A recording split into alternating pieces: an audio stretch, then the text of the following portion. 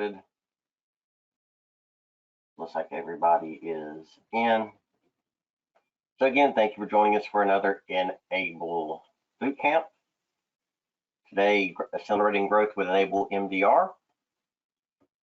So if we, as always, the legalese, if we make any forward-looking statements during today's session, take it with a grain of salt. Final form, function, and delivery dates may change. And everybody is on mute since the session is going to be recorded. If you have any questions throughout today's session, though, use the questions panel to ask questions as we go. We'll try to keep those questions asked as we move along. If anything deserves a one-on-one conversation, we'll line that up for after today's session.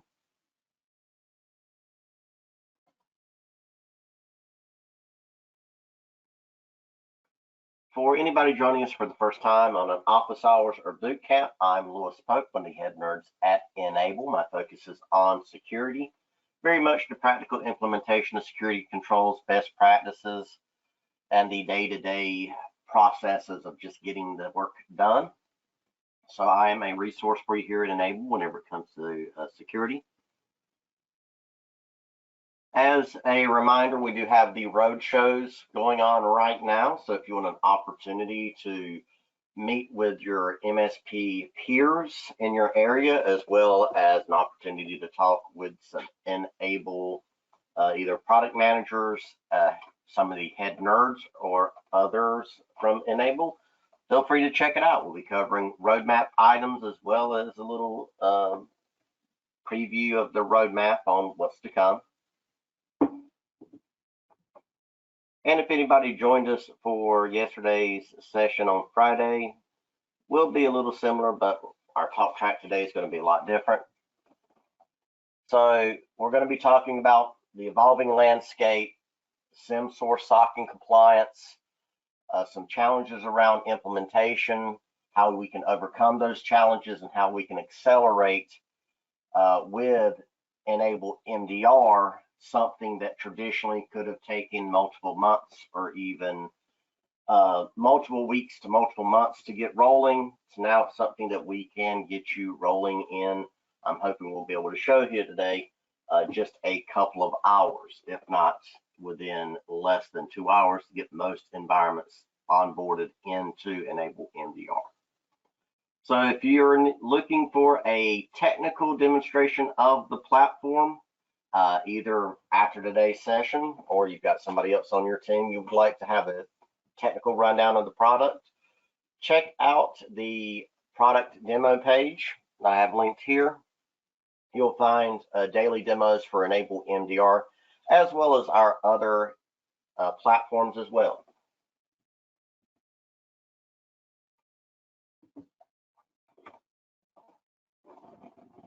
And before we get into the rest of the content, I wanted to take a moment just to reiterate that as an MSP, at the core of your relationship with your clients, it is about risk. You are, whenever you break down what you offer, what services you provide, what your relationship with your clients truly entails, at the core of a lot of it is these 4 types of risk transactions. They are your clients are looking to you for to provide risk avoidance, risk transfer, risk mitigation, or risk acceptance.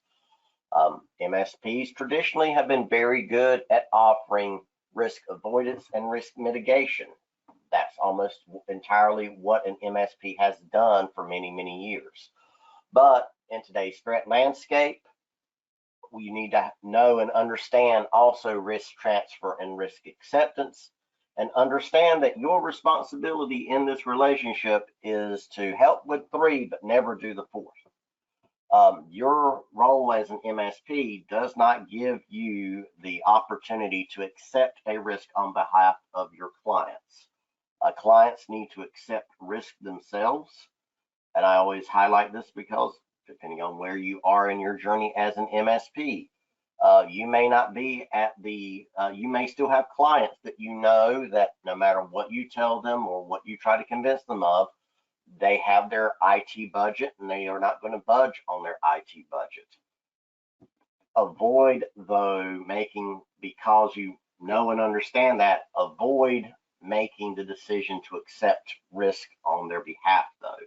If you come across something in a client's environment and it is a deficiency and you know it's a problem, don't just ignore it. Get the client to accept the risk in writing, preferably, that yes, we know this is an issue. We are not going to pay you to address it, and we are accepting the business risk that this represents.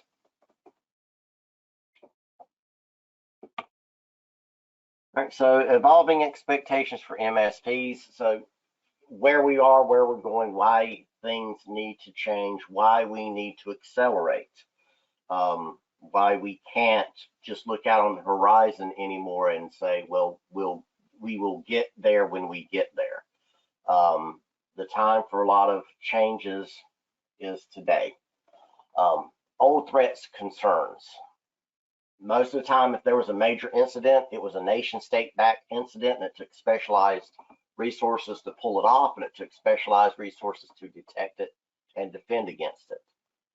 Most businesses were concerned with data loss, so hardware going down, drives dying, somehow losing data and having to restore it from backup. Their concern was not data exfiltration or data breaches. It was primarily keeping AVs up to date and all was well around security. And events tended to happen on endpoints, workstations, laptops, and servers. That was where things happened. That's where we worried about defending. But nowadays, in today's threat landscape, ransomware is consumable as a platform as a service now. It is now cheaper to go out and start up a ransomware operation and try to deploy ransomware from a platform, just the same way as you deploy RMM agents from a RMM platform. And it's probably cheaper and easier to do. So the challenge we're facing now is that a lot of hack tools, a lot of these platforms, things have been commoditized. They've been streamlined and made easy and efficient to use. Like any good business, you grow, adapt, and make your product that you sell more attractive to your clients. And ransomware as a service, ransomware platforms are no different here. Data exfiltration and double extortion are now a major concern. You now have to worry about the loss of data, and not only the loss of data, but the PR and the potential legal liabilities that can come back from it. There is now the legislation in place in the U.S. If you're a publicly traded company in the U.S., you have to file an SEC Form 8K if you experience a data breach or a cyber incident that results in material impact to the business. And threat actors know that now. There was a threat actor that breached a publicly traded company a few months ago. They did not file their 8K like they were supposed to, and the ransomware group were paying attention. And after they didn't file their 8K like they were supposed to do, that ransomware group ratted out their victim to the SEC. So it is a legitimate concern in a way that it was not previously. The move to the cloud and the work from home transition means that you no longer defend a castle, but you defend a country. And you are having to deal with events that are traversing back and forth across the borders of that estate multiple times. And you're challenged nowadays with defending against nation state, organized transnational crime, teams, and all other kinds of threat sources that were not things we were concerned about 8 years ago, 5 years ago. The great example of this is there was a SIM swapping gang that was part of a couple of $100 million in damages. They finally brought charges in Chicago a few months ago, and part of that operation were simply just teenagers being paid a couple of dollars in the grand scheme of things to go to a cellular store, play nice, and try to convince them to change the phone number of the target to a new SIM card. And they were successful at it, and that resulted in millions of dollars in losses. So the challenges we're facing nowadays are not what they were. And that's changing the expectations of MSPs as well. There's the risk-driven expectations that, small and medium businesses, they expect the MSP to protect them from cyber threats in a way that they did not a few years ago. And if you're not having that conversation with your clients about protecting them from this, then they may go somewhere else to have those conversations. What constitutes due care and due diligence is changing. Due care and due diligence is often referenced as what was the reasonable individual in that situation have done, and what is becoming reasonable actions and reasonable security baselines and best practices are changing. Prioritization and securing operations, so making that transition to zero trust and secure by default. And also small and medium businesses that MSPs provide services to, they are starting to look to transfer risk as well. They have a better understanding now of the risk that exists, but they do not have a good understanding of how to mitigate or compensate for those risks or remediate them or transfer them. They don't have a good handle on that part. They just know they want you to take care of it for them. On the regulatory and compliance side, cybersecurity and data breach insurance, that's now requiring enterprise-grade capabilities. Things that just a few years ago would have been reserved for medium and larger businesses, now small businesses. And keep in mind, small and medium businesses is anything up to like 500 employees, depending on the scenario and circumstances you're talking about. Industry compliance, contracts, and regulatory statutes. So here in the U.S., CMMC language is starting to show up in contracts for the federal, for defense industrial base and federal contracts. There will now be contracts you cannot get if you are not implementing certain types of cybersecurity controls. Also, data privacy and data sovereignty are pushing this. You have concerns of, there's the California Consumer Data Protection Law. There is the New York Shield Law. There's the new Quebec data protection laws that are coming into play. So everywhere you look, things are changing, they're moving. And for MSPs, this of course represents challenges, the tools and licensing costs associated with being able to keep up with this, time to train staff for these new capabilities, for the new skills that are going to be needed to support these things, staying current, the time and effort it takes for somebody to simply sit there and read the threat intelligence feeds and make sense of them, and then apply them to your services and to your clients. Convincing clients, the cost increases that are coming along with this, because this could represent a significant increase of cost. You're going to have challenges having those conversations, and that's where having, going through Stephanie Hammonds, my counterpart on the Head Nerds team that's focusing on sales and marketing. Her boot camps are a great resource for that. And then IR and forensic data gathering and analysis. It is becoming more and more of a requirement for MSPs that you can't just fix an environment after something happens. You have to collect evidence and information and provide that to third parties, to maybe law enforcement, potentially to an auditor from a cyber breach insurance carrier. And also challenges around staffing. You got to find the right people in the right place with the right skills. They're going to come with a premium. And it's just as simple as keeping somebody around, at least one person on shift at all times, to do something like monitor a SOC environment. That's 8,760 hours of payroll a year you have to find, and that is not easy for a smaller MSP if you're early on your journey.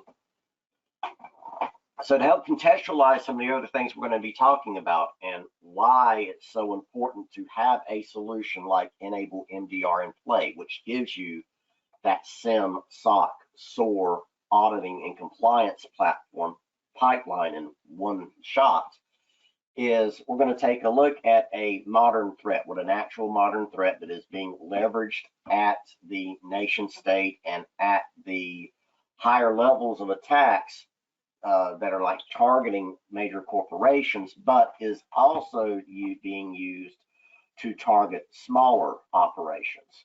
Because this is such a trivial attack, any halfway talented threat group is going to be able to take advantage of this, and they did. This was a vulnerability affecting Windows Outlook a few months ago. It was an NTLM hash replay attack. So, and it required no interaction by a user. So this is an attack that could start on the outside of your environment where you have no control whatsoever, would require nobody internally in your client's environment, nobody internally at your MSP to take any actions, but yet this entire path could have executed. It starts out first with just a server somewhere out in the internet where an attacker controls that server and can do what they want with it. Next, they send an email to an email address within an M365 tenant. And in that email, after Outlook retrieves that email, which is just as simple as having Outlook running, Outlook asks the email server, the Exchange server, for what are my new emails, and then it downloads it. Once it's there, there's a malicious calendar invite in that email. And that invite tells Windows to reach out and contact a remote host to download a file that is needed for this invite. I believe it's actually a WAV file. That's what they leveraged. But after the Windows operating system so far is doing everything that it's being asked to do with no interaction from the user. And then it finally says, reach out to this remote host and download this file. That remote host could be on the local network. It could just as easily be, because it's HTTP, out on the internet somewhere.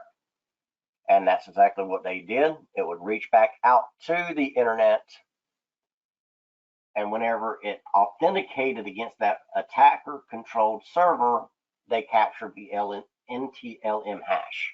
And now that they have that hash, they can use it for replay attacks, man in the middle attacks. They can also try and crack the credentials based on that NTLM hash. After the attacker has this, and again, remember, no interaction by the end user at any point here, the attacker can then use those credentials to access the M365 cloud or anything that's federated to that Entra ID. They could also potentially authenticate against the VPN for the client's environment. From there, they can perform lateral movement and additional reconnaissance, understand the lay of the land, and get a better handle on what's in the environment, what they can access. Then they'll begin to set up persistence for themselves to make sure that they can't be ejected, that if somebody does happen to reset the credentials associated with this user, they still have access somehow. They'll continue to move around, set up additional persistence, additional reconnaissance, and then they'll start exfiltrating data once they found what they want. They'll pull that out from the local network. They can pull that out from individual devices. And since they have access to the M365 and the Entra ID tenancy, that's potentially additional cloud data they can retrieve.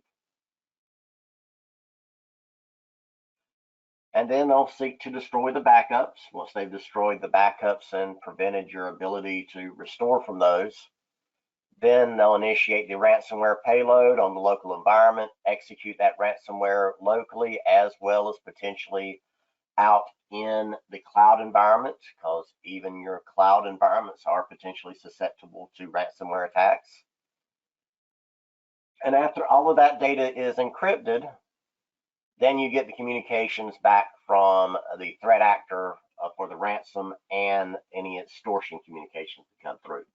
And this is a valid attack that occurred to multiple organizations about 3 or 4 months, actually about 2.5, 3 months ago. And well, actually, let me think about that because we are in the middle, we're in the 4th month of the year. So yeah, actually it was right at the beginning of the year in January. No interaction from the end user executed. You would have had no knowledge about any of this happening whatsoever if all you had on an endpoint was a regular endpoint security solution.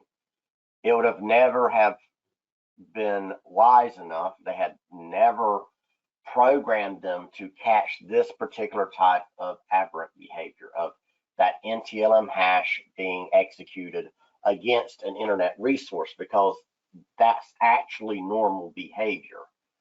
What was not normal in this scenario was that the server that was being authenticated against was an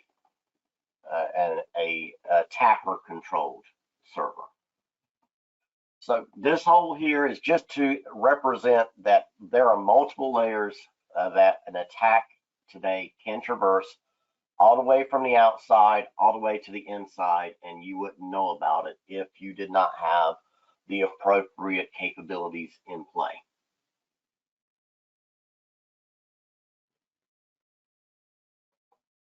Also, challenge and why MDR is giving you the capability to make such a substantial upstep in what you are doing is with allowing you to move beyond just identify and protect. So if you're familiar with the NIST cybersecurity framework, there's the 5 functions of it: identify, protect, detect, respond, and recover. And most MSPs have only been providing services that align with identify, protect, and recover. The detect and respond wasn't well thought out. That was just what happened after an endpoint got hit with a virus or after a device got hit with a ransomware. Then you were trying to understand and figure out what to do next, but they weren't core, they weren't rehearsed, they aren't a formalized function of the services that are being offered. Now we just had the new updated version of NIST cybersecurity framework came out in February. It now adds this govern function. And for MSPs, them adding in this govern function is great because this reinforces the messaging and your talking points about why you need your clients to buy in on what's being done and why they need to accept their own risks. Because this is basically just going to change the game over time to say, hey, decision makers, business leaders, you can't just brush this off as an IT function anymore. This is a core concept of the business. You need to be involved with it and carry your own share of responsibility for it. And that's the purpose of this new govern function, which I think will help us out tremendously in the MSP space, because it allows us to appeal to authority, point to an established framework and say, look, this is what they're saying you should be doing. So detect, respond, and govern, those 3 functions that, again, traditionally have not been well served by a lot of MSPs. It's usually the more mature and larger MSPs are able to execute on these. That does not mean that it's not something that everybody needs to be able to level up to, though. First is security information and event management. In order to deal with all of these new pressures and to be able to address these new risks and the obligations from regulated industries and the desire of clients to reduce their risk, you're going to need a SIEM in place. A SIEM, gives you that ability to have that centralized logging from across local and cloud resources all in one centralized location. So whenever somebody asks that question of what happened, you have the when, where, and what recorded somewhere. Also, having the SIM gives you the real-time analysis capabilities and the ability to facilitate threat hunting in a way that we used to kind of not have to. If you were today, if somebody asked you to go look for an indicator of compromise in your environments and you do not have a SIM solution, you're going to be able to use your RMM platform to look at the current state of your devices, but you wouldn't be able to find the type of information that would be in a SIM that would let you know that there was a scheduled task that had been created on this machine at this date with these command lines in it, and after that scheduled task ran, it deleted itself. You would never know that without a SIM. They're critical for incident response, compliance reporting, and auditing. It's going to be not far off into the future where if you do not have a SIM or are offering a SIM even at your lowest level of services, it's probably going to start impacting your ability to acquire clients, especially upmarket clients or clients that are in regulated environments. Tons of challenges around implementing SIMs. The sources of all this log information. You may have to retrieve that information via API. It might be retrievable via event logs or syslog output or a local collector on the device. However it's done, it is a complicated process to get it from all of those different solutions, especially if you're going to do it, manually or by hand or roll your own solution. The high volume of data means you're going to have a large amount of ingress and egress cost as well as storage consumption cost. The time that you need to get data in and out of those different types of systems and into one location, it's more than just putting a path into a piece of software. It's something that can take weeks or months if you try to do this with open source tools like Elastic, and you try to go for a full ELK stack.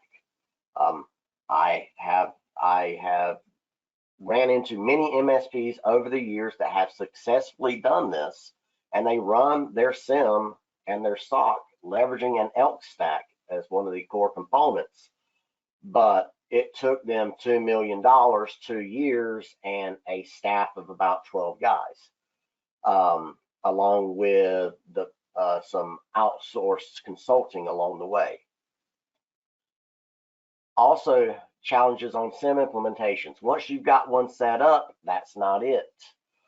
Someone has to spend the time and the effort creating new detections and correlation rules that are based on the new threat intelligence that comes out daily.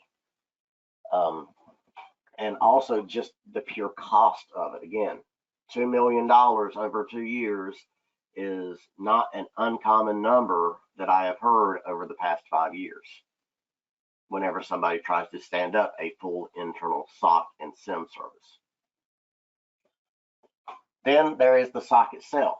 This is a challenge, another one of those things that we are being pressured, more and more MSPs are being pressured in having to offer because, again, client demands, the threat landscape, regulatory, and industry pressures. That ability to continuously respond and detect threats 24/7. An ability to have that initial triage of incidents.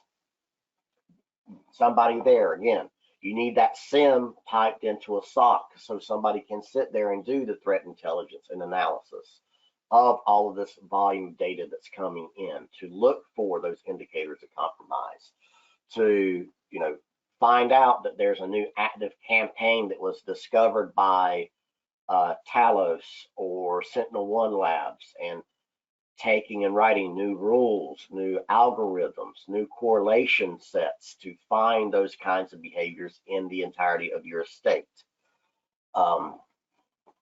Also, compliance and regulatory adherence are going to be big things. More and more often, you're going to see security questionnaires, audits, RFPs that are going to have 24/7 security operations as a requirement. And I've got this up here because I know a lot of people try to I always ask people to qualify what they mean by 24/7 coverage whenever they say they're 24/7. Is that simply somebody on call 24/7, or is it actually somebody on staff 24/7? Because having somebody on call that's going to have to get the alert, get the notification, be awake at that time, and go actually address it in a timely manner, even if you have the best person on call, that's still potentially 30 minutes, 40 minutes for them to get from initial alert being generated by the platform to them getting eyes on the screen.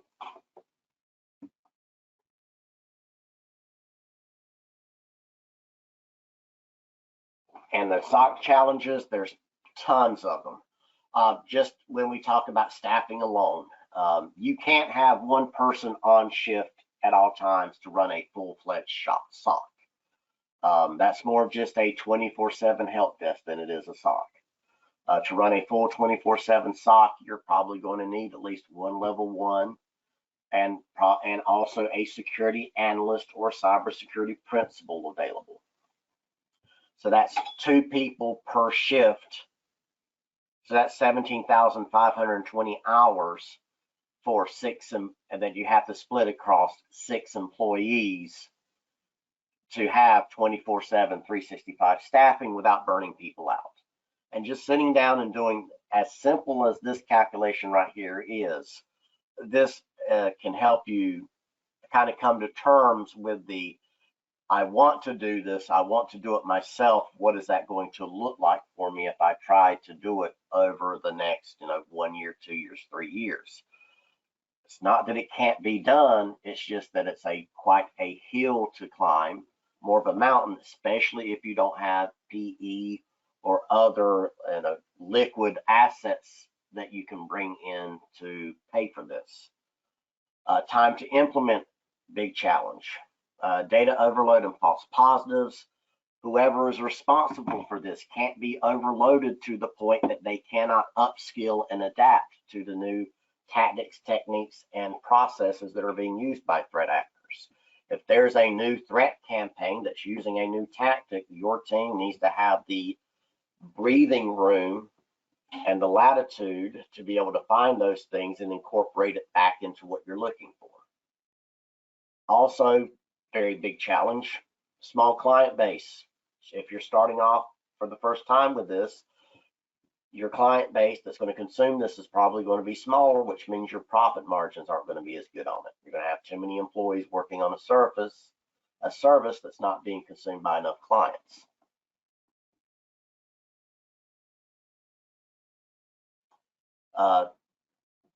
Then also security orchestration, automation, and response is another big thing that N-able MDR is going to be able to provide for you.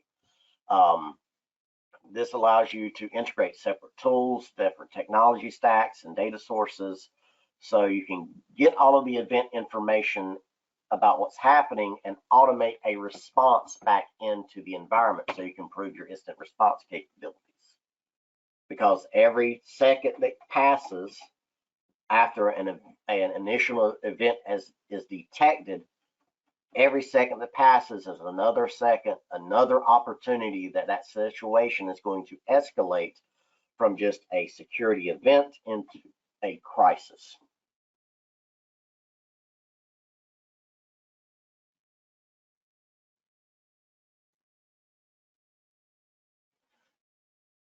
Also, challenges on SOAR implementation. Well, kind of the same thing. You already have had to have the resources and the talent to get a SIEM up and running, and then get a SOAR platform integrated into it as well, and that takes time and skills.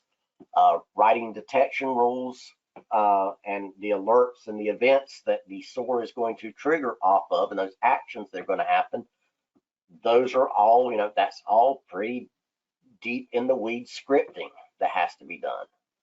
Workflow and automation rules, they have to be tailored correctly because they can't be over aggressive. And then you've got that whole problem of, if you're doing this for the first time and figuring it out as you go, you've got the opportunities for somebody to code something badly, and your automated response, instead of affecting one person, it ends up affecting an entire state. And it takes also just continual upkeep. Somebody has to, again, that team has to have the bandwidth, the time, and the latitude to sometimes just sit there and tinker and tune the performance of the environment to add new rules. And then audits, compliance, and reporting. So audit ready reports, raw data, and compliance reports are going to be needed more and more often. The simple, pretty executive level report that you might be getting out of some of your platforms is not going to be enough in an actual audit scenario. Whenever an auditor or an IR team that comes in because they've been brought in under retainer by the insurance provider in response to an actual incident, they're not going to need executive level pretty reports. They're going to need raw data and compliance reports and configuration reports. And that's one of the nice things about the Enable MDR, is because we are streamlining in the SIEM and SOC pipeline, where you don't have to worry about maintaining any of that data, and that data is just simply sitting there and ready for you. It's very easy to pull it back out to satisfy those audit reports needs. And of course, challenges around this: if you don't have logs, if you don't have security event retention, you're probably going to have compliance gaps. Things are going to fall through the cracks, and then that means that you're probably going to fail audits if you ever have to go through an audit. And if you fail audits, that's everything from a slight headache, being provided with remediation guidance of, well, you need to go fix these things in the next 6 months, all the way to, losing contracts and reputational damage. Also, it's a challenge whenever your reports take hours or days to generate, or take days or weeks to generate. Even whenever a report takes hours to generate, sometimes that's just not fast enough. We'll see here in Enable MDR where it's just a click the button and it'll produce the report for you. There's not a complicated process of having to ask somebody somewhere to provide you with this data and then waiting for it to be given back to you in an email later.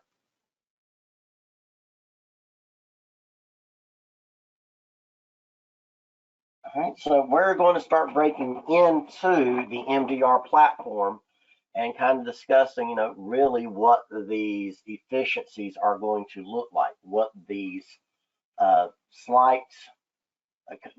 even slight, major commoditization and standardization and automation of a lot of these things, what that actually means for you if you can leverage Enable MDR and offer out a service built on it. First, there is just the simple challenge of collecting things. So network, cloud, endpoints, identity management platforms, firewall appliances, syslog outputs from IDS, IPS. If you sit down and try to figure out how and what you can ingest from each one of those, and then figure out who on your team has the skill set to go do that, that's one half of the challenge. But then you've got to figure out, well, where are we going to put that? Well, here inside of Enable MDR, very quick and easy to come in here and perform your integration so you can get data flowing into the platform. It is multi-tenant, and we're just going to stick at this demo level for the moment. But you'll come in and say, all right, my client use, your CSP, your client's in Azure using Entra.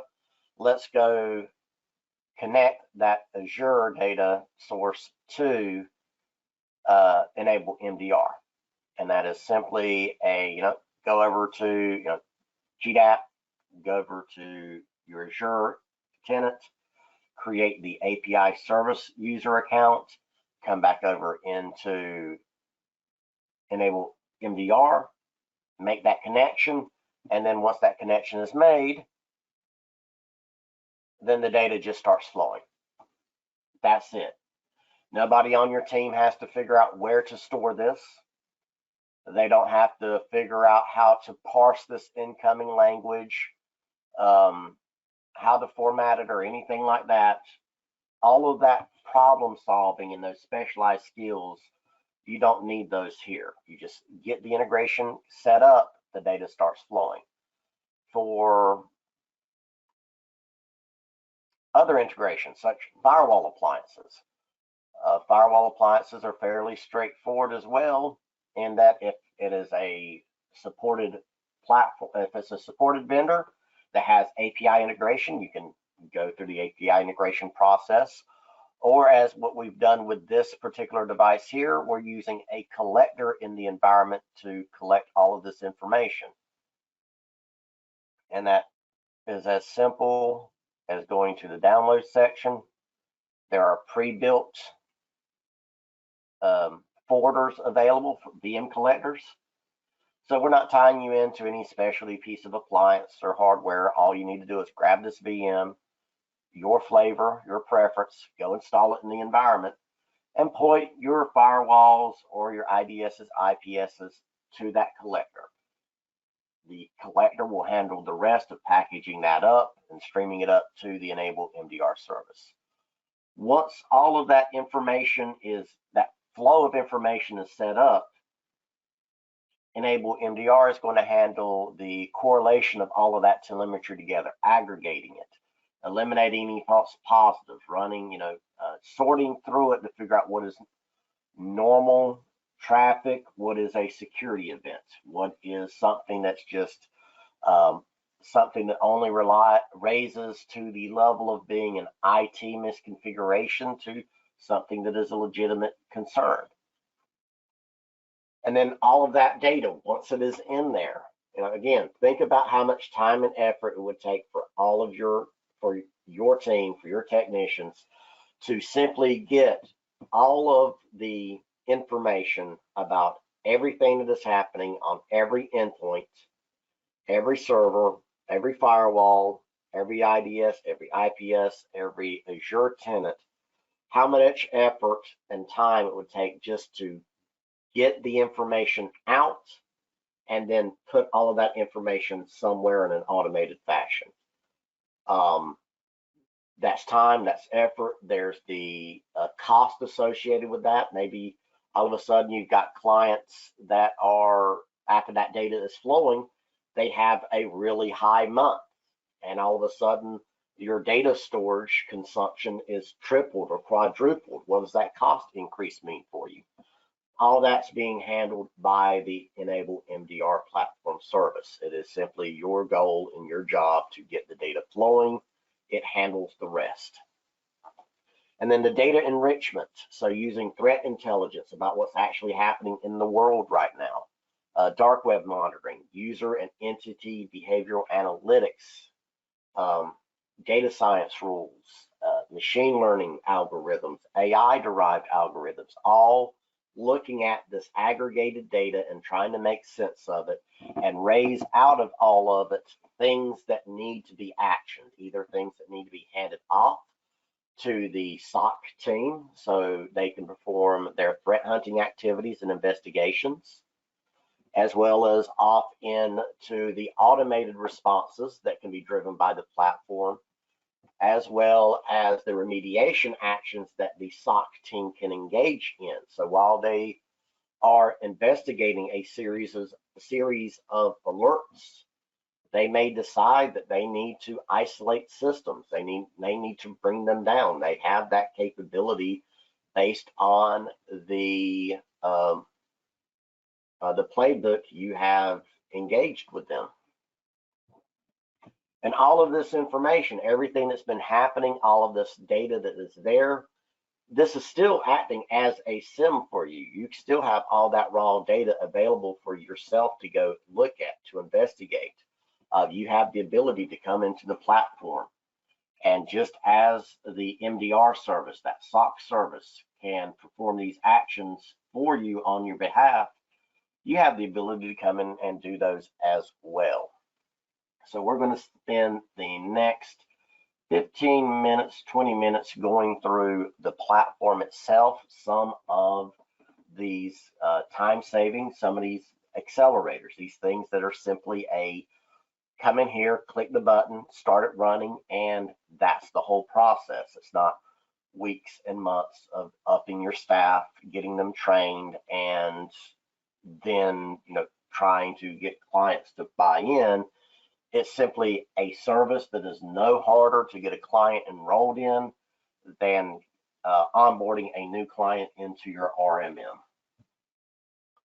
So the main dashboard here, again, multi-tenant, so it'll play nicely for you to be able to manage multiple clients in here. First, this is giving you the benefits of a dashboard to view general health of a client, of events that have been detected, but also some configuration items. This will bring to our attention here underneath the network health score. Here are some deficiencies in the environments because of how many critical detections that have occurred, how many systems that are at risk because they have over permissive local shares or local permissions on them. Stale passwords, stale accounts, IT operation failures, devices or shares that are at risk. So let's look into some of these really quickly. The at-risk shares. This is great. This is vision into a client's environment that you may not have had unless somebody went through the trouble of actually performing an audit like this.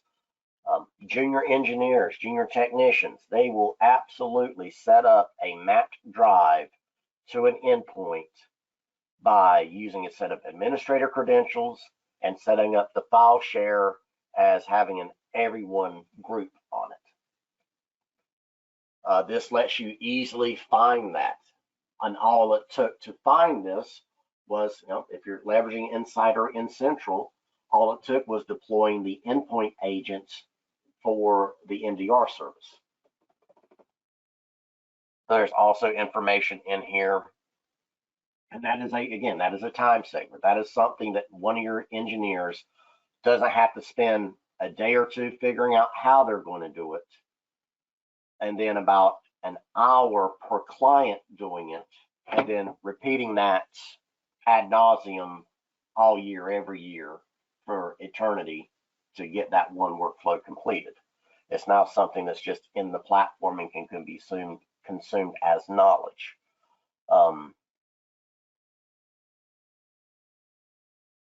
Also, group policy violations. This is another great one because this is information that a skilled individual on your team doesn't have to figure out how to go find this and then go find it. It's already here. It's presented.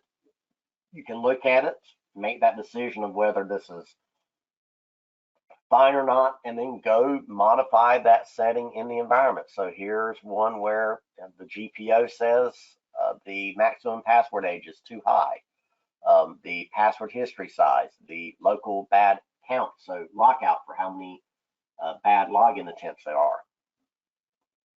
If the forced log off, so how long does a system stay connected before it forces a log off of the system? Are the retentions for applications logs set incorrectly? Is there an audit policy not enabled on the device? So these are all little things that, while they are not a showstopper, they're the small individual baseline items, the configuration items, the things that should be taken care of that usually get looked over. But this is bringing it to you front and center so that you can find it, improve on it, and make your environment more resilient. And that's just out of the box, extra stuff, nothing to do with the SOC capabilities, nothing to do with the SIM. It's additional information in here for you to take advantage of. Then there is the SIM functionality. You have the ability to come in here for any of the integrations that are done for any data source, go to that data source, and there's everything in here available for you to search through. You can do it the manual way of going through each one of these. if you would like. If that's the way you want to go through and process it, go for it.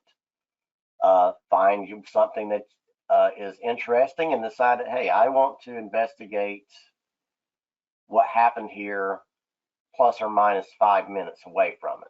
So did this event happen, or similar events happen earlier or later? And then it's like, yep, there were other events happening within the first 5 minutes, or the 5 minutes before this, or 5 minutes after it.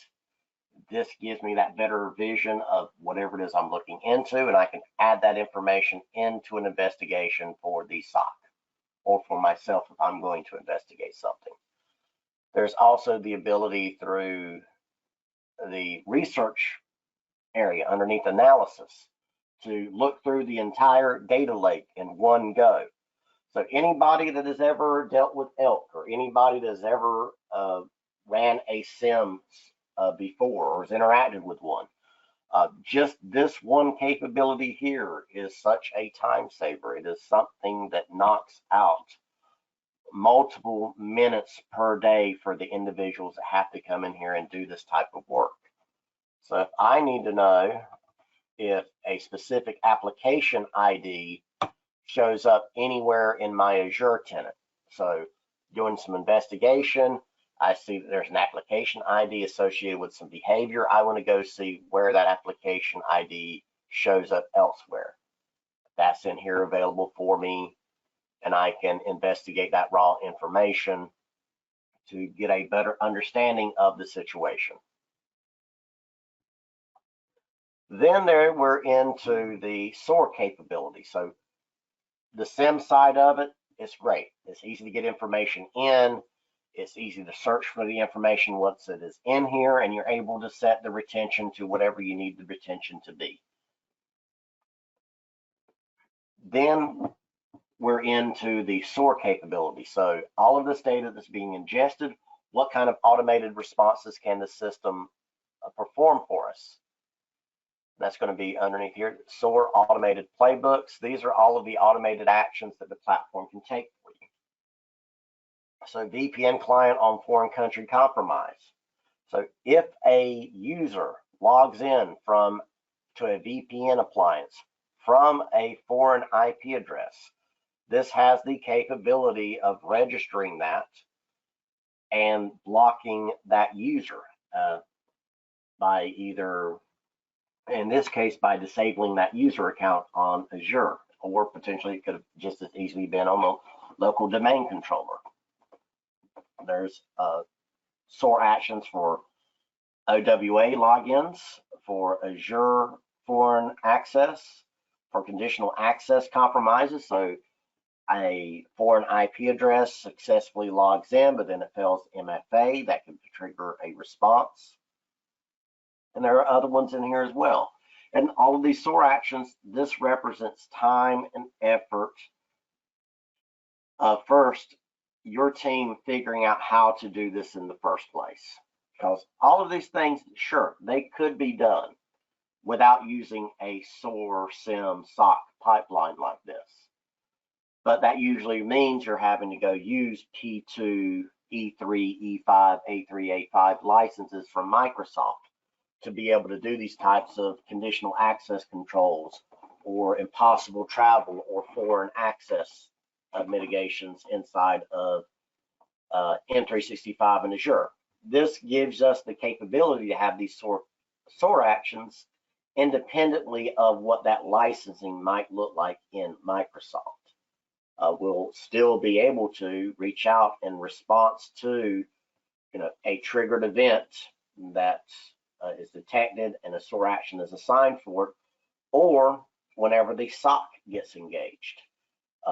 If something catches their interest, if a event that they're investigating leads them to uncover that that account is potentially compromised, they can quickly come in here through the integration and choose to disable that account.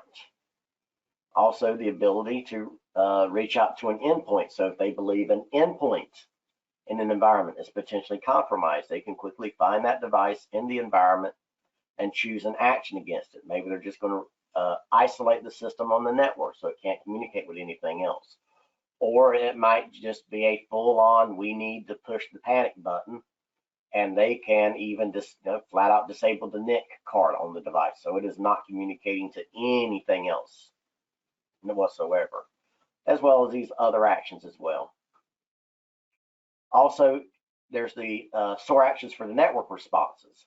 So you have the capability that whenever with this custom block list, so your IDSs, your IPSs, your firewalls, instead of a technician or an engineer having to take the time to say, oh, we saw an attack, we saw a threat, we know there's an IP address associated with this, let me hand this IP address off to the network engineers so the network engineers can go adjust the ACLs or update the block list on the network appliances. This streamlines that whole thing just by giving you a block list URL that those devices can subscribe to.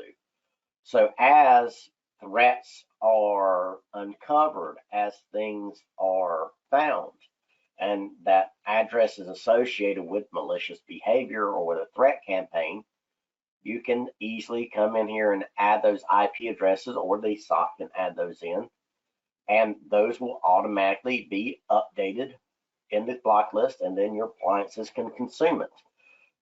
That is a streamlined process that is going to save man hours, efficiencies. It's also going to potentially mean that potentially this could be an all-out new capability for you because you traditionally couldn't keep up with doing something like this because of a lack of manpower or resources.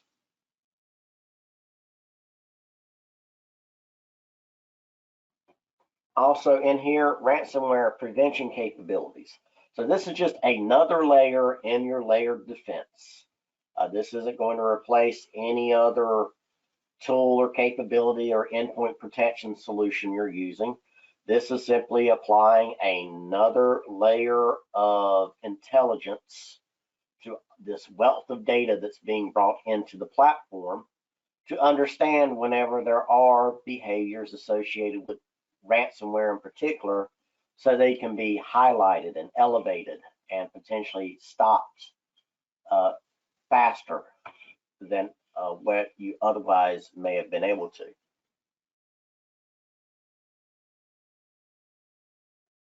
Then into reporting. So this is another one of those efficiency gains, one of those, either you're going to be able to do things faster than you were before, or you're going to be able to do things you could not do before. Some of these reports are going to be fairly easy and straightforward, such as need to see firewall modifications that have happened within a specified time frame. Need to see any account activity on those firewalls as well. Or, common one, we need to know what the multi-factor authentication state looks like across M365. Here we go. At the click of a button, we can run a MFA coverage report.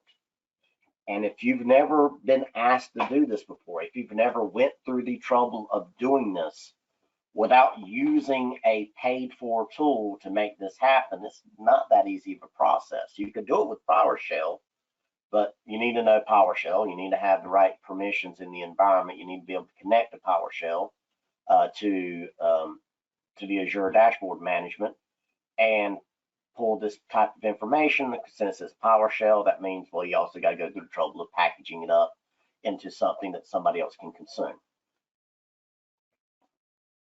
Accounts with passwords set to never expire. These are all great reports that sometimes being asked to supply these, it becomes a, well, can you is one question. Can we even produce those kinds of reports? Have we been recording the data necessary to do that? And then there's the question of speed and efficiency of like, okay, we do have that data, but how long is it going to take us to get that data out of the environment?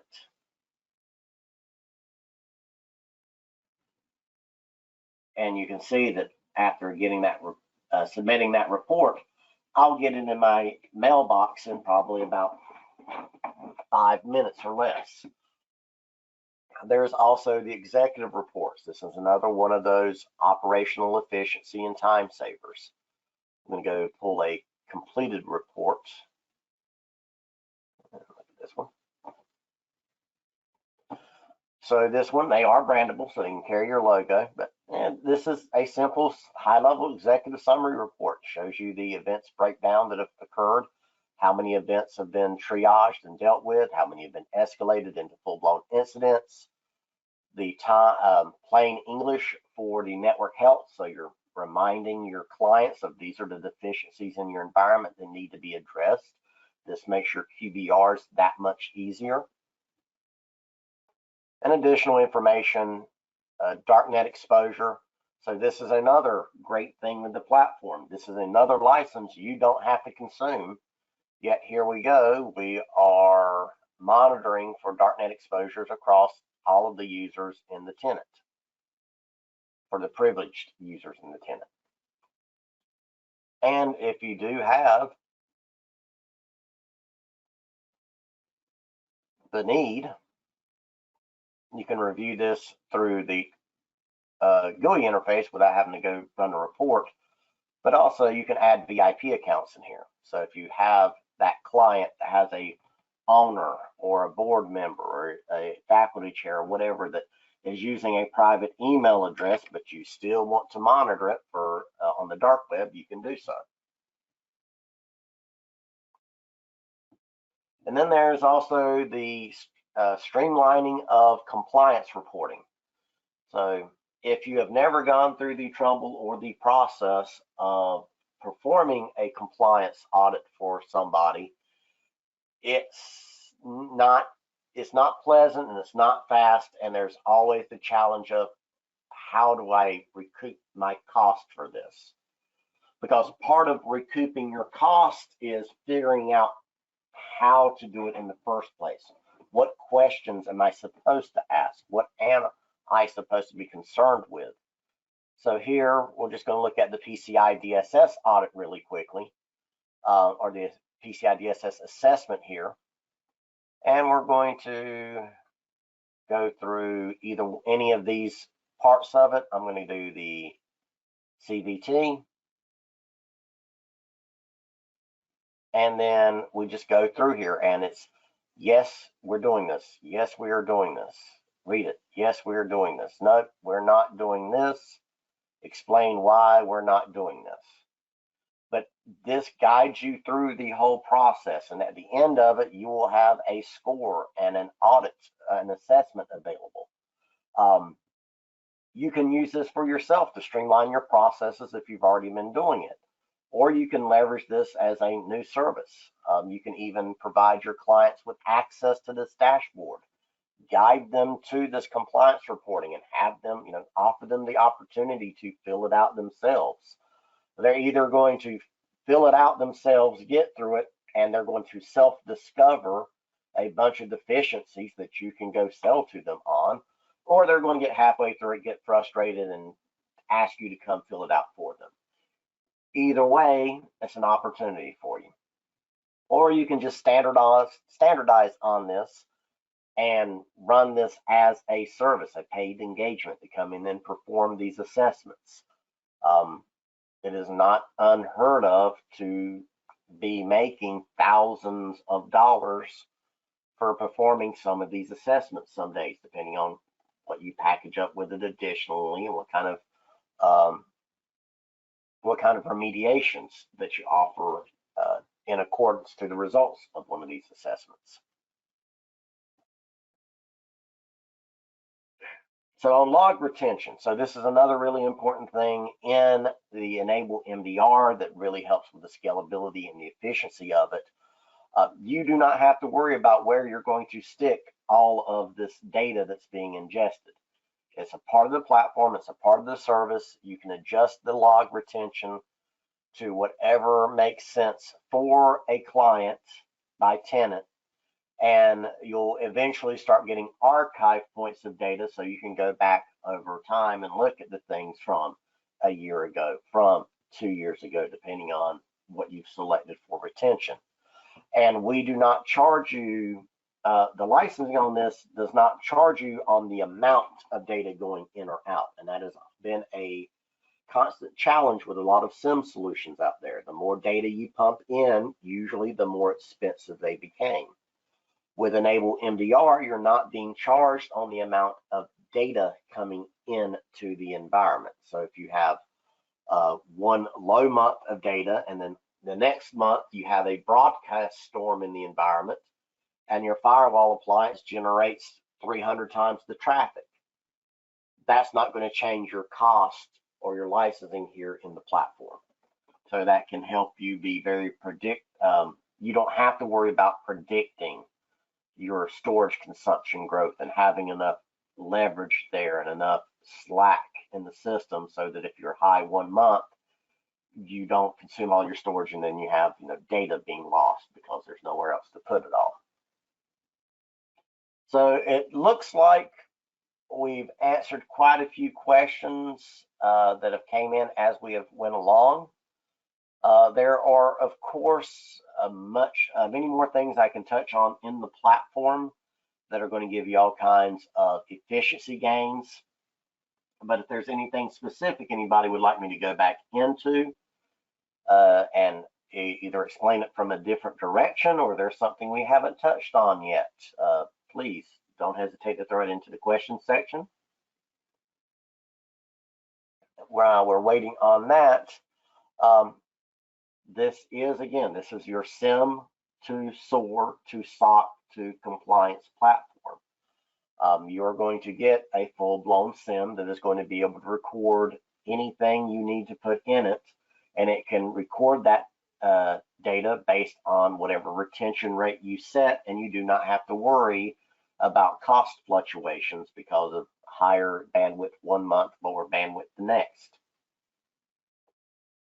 The SOC is a 24/7 SOC engagement, US-based team. You are going to have access to them. Not only are they going to be responding to these incidents for you as they occur, you're going to have access to that SOC team via direct numbers. Most of the time, you're going to interact with them through the platform itself, declaring incidents, whitelisting items, exchanging notes back and forth with them on events as they occur. But there is also a ticket portal, as well as, again, that ability to contact the SOC team directly. And then there's, of course, efficiencies in all other kinds of small things, such as, well, we were talking about earlier, we were talking about alerting and getting persistence or alerts about persistence in environments and things that disappear. So here is a email notification that we got out of the system about a event on a laptop. So a Windows task scheduler on a remote host. So I have all of that information about the command lines that were put in, everything that happened. And, this is fairly benign, okay? This is involving some Adobe run once processes probably, or some updates. And, all right, yeah, that's fine. That wasn't a big deal. But if this had been a scheduled task that was created that did something malicious and then deleted itself, if I had not been recording this via a SIM and I went to investigate this in the environment, I would not know that this had happened.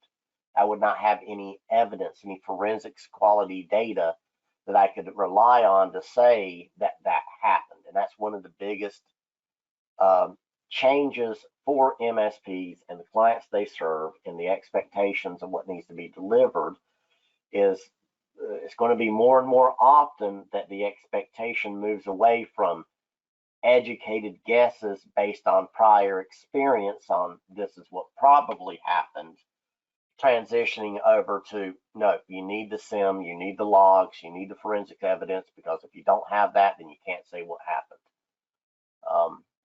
And that expectation and that pressure is only going to get greater as, well, the MSP channel itself matures, but also as the understanding of the risk management for small and medium businesses matures as well. Do not see any additional questions that come in on the chat, on the questions panel so far. We have gotten through the content we had prepared for today. So if there are, again, any questions that have not been answered that you are want to ask, or something you want a little bit deeper explanation on, throw that into the questions panel. And while we're waiting on those additional questions to come in, we're going to toss out our traditional "How was today's sessions" poll. Let me know, positive or negative feedback. Keep it honest. That lets us know if we need to adjust the content of the presentation or not. And we'll leave that up for a few seconds while we wait for those votes to come in.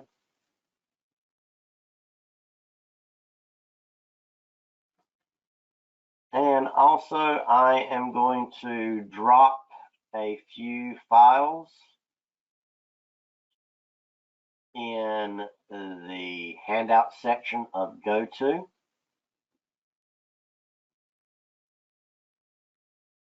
Make sure you grab those if you're interested in learning more about Enable MDR.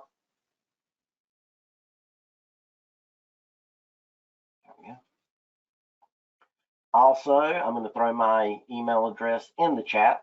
So if anybody has any follow-up questions about today's session, feel free to reach out to me. If you're interested in giving Enable MDR a spin, it is available as a fully functional POC.